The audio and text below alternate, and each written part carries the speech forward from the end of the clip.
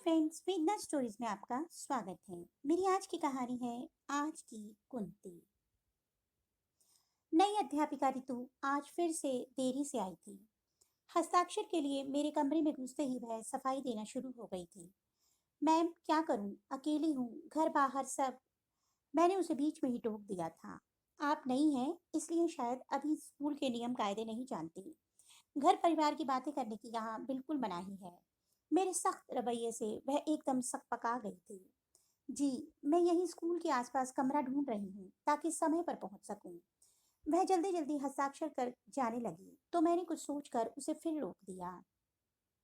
छुट्टी के बाद मिलकर जाना। वह स्वीकृति में सिर हिलाकर चली गई तो मैं आगामी रूपरेखा बनाने लगी। मेरे 1 BH के फ्लैट के लिए यह उपयुक्त किराएदार रहेगी। स्कूल के पास भी है, खाली फर्निश्ड फ्लैट की अच्छी देखभाल भी हो जाएगी। मुझे तो यहाँ परिसर में सुसज्जित प्राचार्य आवास मिला ही हुआ है। ऋतु पर अपनी सख्ती की बात याद कर थोड़ी शर्मिंदगी भी महसूस हुई, पर क्या करूं। जिंदगी में दो दो बार धोखा खा लेने के बाद घर परिवार आदि से विश्वास उठ सा गया है। पहली बार पति बेवफा निकला तो दूसरी बार किस्मत, जिसने एक दुर्घटना में पति को पागलखाने पहुंचा दिया।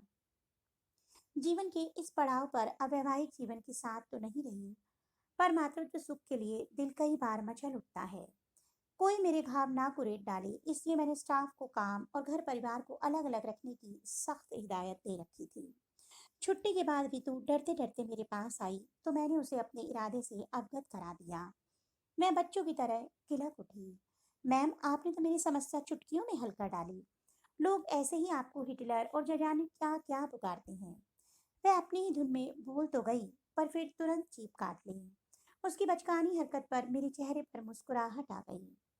जानती हूँ, खैर, यह चाबी ले जाओ और मकान दिखाओ। जैसे कि मुझे उम्मीद थी, रितु को मकान पहली ही नजर में पसंद आ गया था। उसे झटपट शिफ्ट भी कर लिया। अपने स्वभाव के अनुरूप मैं अब भी उससे कम ही बात करती थी। उसके शिफ्ट होने के बाद तो मैंने फ्लैट की तरफ झांका भी नहीं। रितु बंधा बंधाया किराया मेरे अकाउंट में जमा करा देती थी।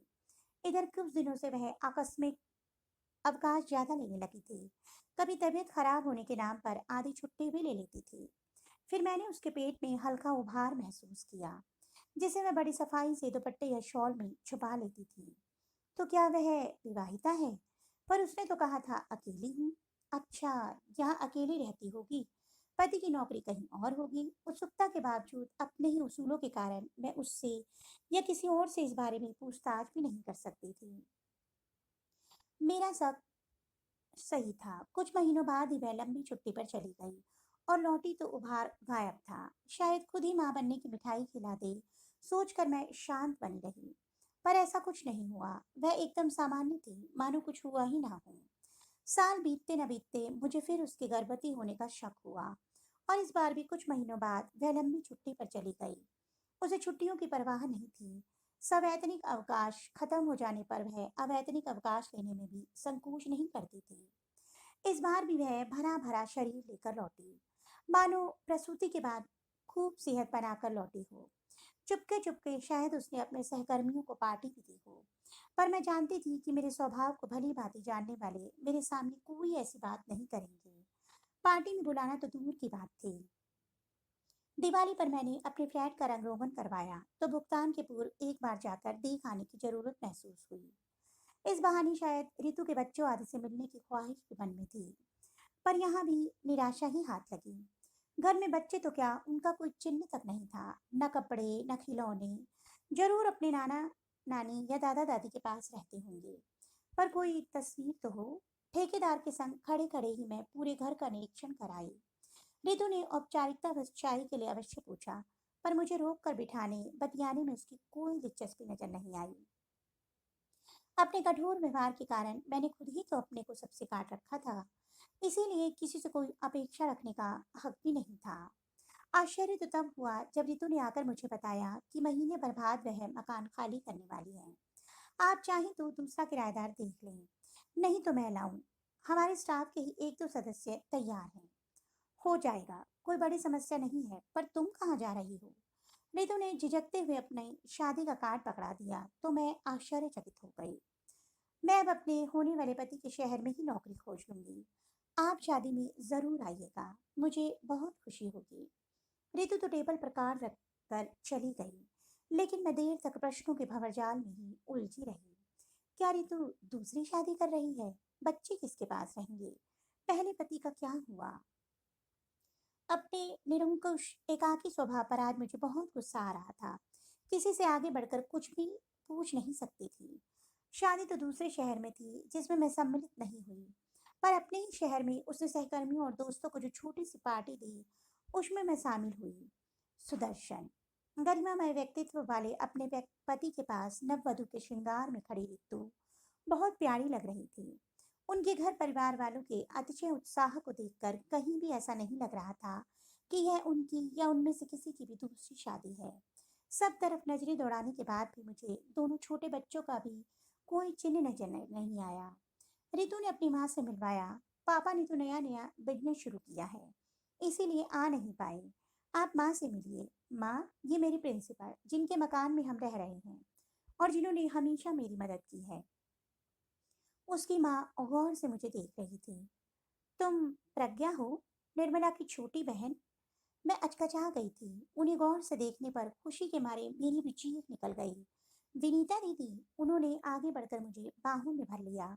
वे मेरी दीदी की सबसे अच्छी सहेली थी। वे निर्मला दीदी का हालचाल पूछने लगी।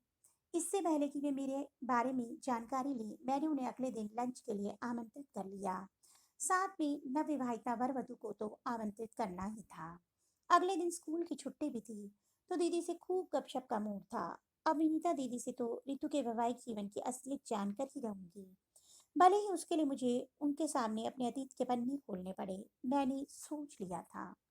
अगले दिन लंच चल ही रहा था कि रितु के मोबाइल पर कॉल आ गया। सामान पैक करने वाले घर पर उनका इंतजार कर रहे थे। दोनों जल्दी जल्दी खाना खाकर निकल गए। माँ, आप बाद में आ जाना, मैम के साथ आराम से पुरानी यादें ताज़ा कर लो। दोनों निकल गए तो मैंने इत्मीनान की सांस ली। चलो, अब तो और खुलकर पूछताछ की जा सकती है। कॉफी के कप लेकर हम दोनों बरामदे में आ बैठी। रितु काफी खुश नजर आ रही है। विवेक काफी सुलझे विचारों वाला युवक लगता है। मैंने बातचीत शुरू करी। अरे, बहुत समझदार है, वरना मैंने तो रितु की शादी की उम्मीद ही छोड़ दी थी। हाँ, दूसरी शादी मुश्किल तो है ही, वो भी जब पहले वाले से दो दो बच्चे हों।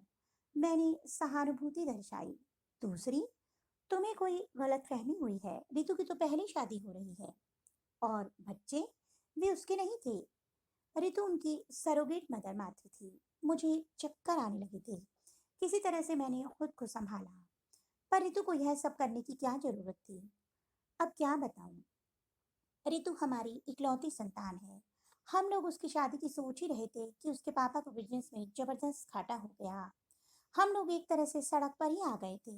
रितु ने तुरंत यह नौकरी ज्वाइन कर ली और हमें धीरज बनाने लगी कि पापा का बिजनेस शुरू करने के लिए वह जल्द ही पैसों का इंतजाम करेगी। इस बीच उसने किसी पत्रिका में सरोगेसी का विज्ञापन देख लिया और उन संपन्न निसंतान दंपत्ति के लिए बच्चा पैदा करने का फैसला कर लिया। तो आपको पहले से सब कुछ मालूम था? नहीं, मालूम होता तो हम रोक ना लेते। वह तो बच्चा पैदा कर सौंप देने के बाद हासिल मोटी रकम जब उसने हमें भेजी तो हम चौंके। पर उसने सफाई दी कि उसको बैंक से लोन मिल गया है और उसकी दयालु प्रिंसिपल मैम ने भी उसकी काफी मदद की है। वह तो उन्हीं के घर में रहती भी है। नई नौकरी के बहाने वह काफी समय से हमसे मिलने भी नहीं आई थी, तो हमने उसकी बातों पर भरोसा कर लिया। पर दूसरी बार भी मुझे शक हो गया था। कड़ी पूछताछ करने पर उसने सच्चाई उगल दी थी। हम दोनों ही अपना आपा हो बैठे थे। उसे कुलक्षणी, असंस्कारी, जाने क्या क्या कह डाला था। विनीता दीदी की आंखें उन पलों को याद कर भर आई थी। मैंने होले से उनका हाथ सहला दिया तो उनमें आगे बयां करने का हौसला आ गया। रितु सारे आक्षेप सुनती रही, फिर धीरे से बोली। आप संस्कारी किसे मानती हैं? जो हमारी सभ्यता और संस्कृति के अनुसार व्यवहार करे, वही ना? और हमारी सभ्यता और संस्कृति क्या है? क्या वही जो आप रोज रामायण और गीता में पढ़ती हैं? मैं प्रश्नवाचक निगाहों से उसे ताक रही थी कि उसने अगला प्रश्न उछाल दिया। आपकी नजरों में कुंती, जिसके अलग अलग पुरुषों से कर्ण और पांडवों सहित 6 पुत्र थे, वह संस्कारी थी? आपकी नजरों में द्रौपदी, जिसके 5 पति थे, वह संस्कारी थी? तो फिर मैं असंस्कारी क्यों? कुंती ने अलग अलग इष्ट देव की आराधना करके अलग अलग पराक्रम वाले पुत्र पैदा किए। उसके पीछे वासना नहीं, एक अच्छा ध्येय छुपा था। मैंने टोका था, तो आपको क्या लगता है मैंने यह सब वासना के वशीभूत होकर किया? मैंने अपने डिंब में 9 माह तक एक भ्रूण को क्या वासना के कारण रखा? संतान के लिए तड़पते एक निसंतान दंपति को माता पिता बनने का गौरव दिलवाना क्या अच्छा ध्येय नहीं था? उनसे प्राप्त रकम से पापा का बिजनेस शुरू करवाना क्या अच्छा ध्येय नहीं था? माँ कुंती के अनजाने में दिए एक आदेश से द्रौपदी 5 पुरुषों में बट गई। लेकिन मैंने द्रौपदी के लिए कहीं असंस्कारी या अपवित्र शब्द नहीं सुना। वे परिस्थितियां अलग थी बेटी। आज वह सब ना संभव है ना व्यवहारिक। उसके पापा ने भी उसे समझाने का प्रयास किया था। मैं जानती हूँ पापा, इतिहास ना तो अक्षरशः दोहराने के लिए है और ना ही पूर्णतः विचराने के लिए। इतिहास तो अक्षम पति की पत्नी को नियोग द्वारा गर्भवती होने की इजाजत भी देता है। पर आज समाज वैज्ञानिक रूप से ही इतना सक्षम हो गया है कि उसे इतनी वैचारिक उदारता की आवश्यकता ही नहीं रही।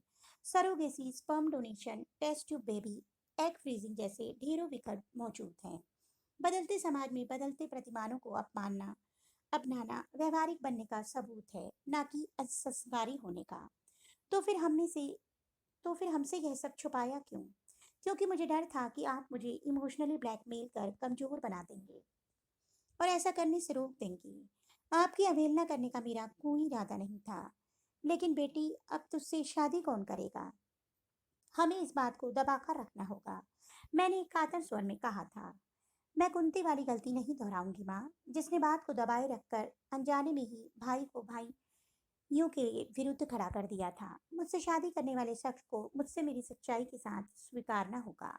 रितु ने दृढ़ता से कहा था। लेकिन बेटी, ऐसा शख्स मिलना बहुत मुश्किल है, हमने समझाया था। पर रितु अड़ी रही। तो क्या विवेक रितु की सच्चाई जानता है?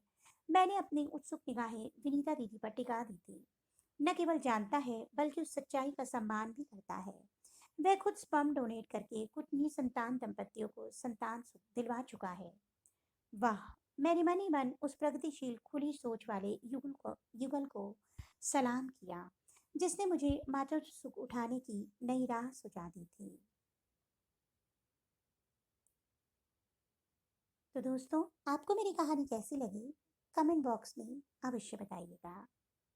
सच में मुझे तो ये कहानी बहुत अच्छी लगी और मुझे उम्मीद है आपको भी ये उतनी ही पसंद आई। कहानी अगर पसंद आई हो तो मेरी कहानी को लाइक करना मत भूलिएगा और चैनल को सब्सक्राइब भी जरूर कीजिएगा। जल्द ही एक नई कहानी के साथ मिलूंगी, तब तक के लिए बाय बाय।